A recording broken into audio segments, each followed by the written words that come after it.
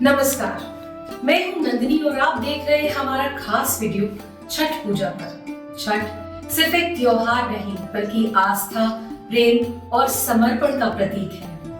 आइए इस वीडियो में हम महसूस करेंगे वो भाव, वो उत्साह और वो यादें जो इस पवित्र पर्व को हमारे दिलों के बेहद करीब बनाती हैं। छठ सिर्फ एक त्योहार ही नहीं बल्कि एक भावना है। मेरे जैसे कई लोगों के लिए ये हमारे बचपन की यादों से गहराई से जुड़ा हुआ है। मुझे आज भी याद आता है जब पटना में हमारे पुश्तैनी घर में दादी छठ की तैयारी शुरू करती थी तो पूरा घर और आंगन जैसे जीवंत हो उठता था। मिट्टी के चूल्हे पर बनते ठेकुए की खुशबू हवा में घुल जाती थी। आंगन में गूंजते भजन और गीत पूरे माहौल को भक्ति से भर देते थे।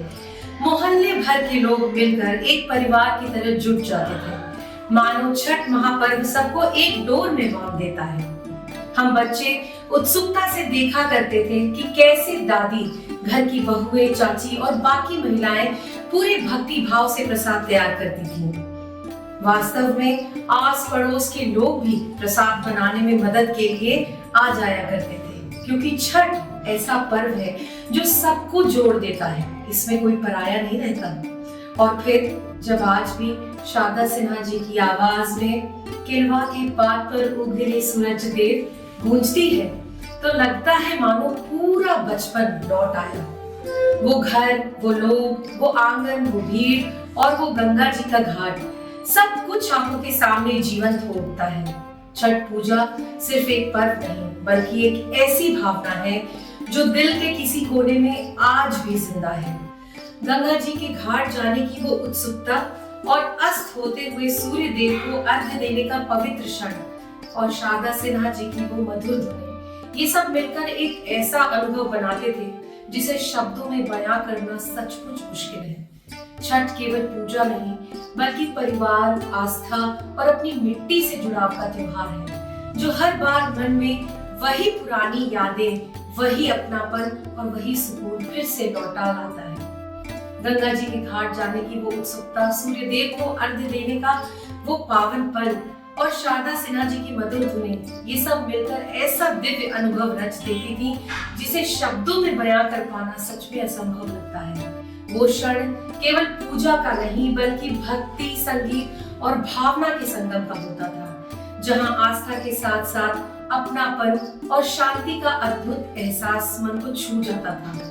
छठ का पर्व हमें ग्रैटिट्यूड, अनुशासन और प्रकृति के प्रति एक रिस्पॉन्सिबिलिटी का पाठ सिखाता है। ये हमें याद दिलाता है कि जीवन का हर उजाला, हर नई शुरुआत सूर्य देवता की पहली किरण से जुड़ी हुई है। छठ हमें ये भी सिखाता है कि जब हम प्रकृति की पूजा करते हैं तो दरअसल हम अपने ही अस्तित्व को नमन कर रहे होते हैं, क्योंकि हम सब उसी प्रकृति का हिस्सा है। ये वो पर्व है जहाँ न कोई छोटा होता है न बड़ा, क्योंकि सब एक साथ एक ही घाट पर खड़े होकर सूर्य देव को अर्घ्य अर्पित करते हैं। छठ में न कोई ऊंच नीच होती है, न कोई भेदभाव, सभी एक समान भाव से एक ही सूर्य के सामने सिर झुकाते हैं।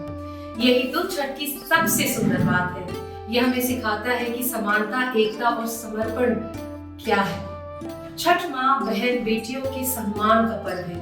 ये हमें एहसास कराता है कि हमारे जीवन में उनकी भूमिका कितनी अनमोल है। ये पर्व हमें ये समझाता है कि कैसे महिलाएं अपने परिवार, अपने बच्चों की खुशियों के लिए उपवास और तपस्या करती हैं और अपना सब कुछ समर्पित कर देती हैं। छठ केवल आस्था का नहीं बल्कि नारी शक्ति के त्याग और प्रेम का उत्सव है। और शायद इसी कारण जब छठ आता है तो दिल के किसी कोने में बचपन की यादें, दादी की पुकार, माँ की तैयारी और घर का वो पवित्र माहौल फिर से जीवंत हो उठता है, मानो हर बार छठ के साथ अपनी जड़ों से जुड़ने का एहसास लौट आता हो। छठ माँ, बहन और बेटियों के सम्मान का पर्व है।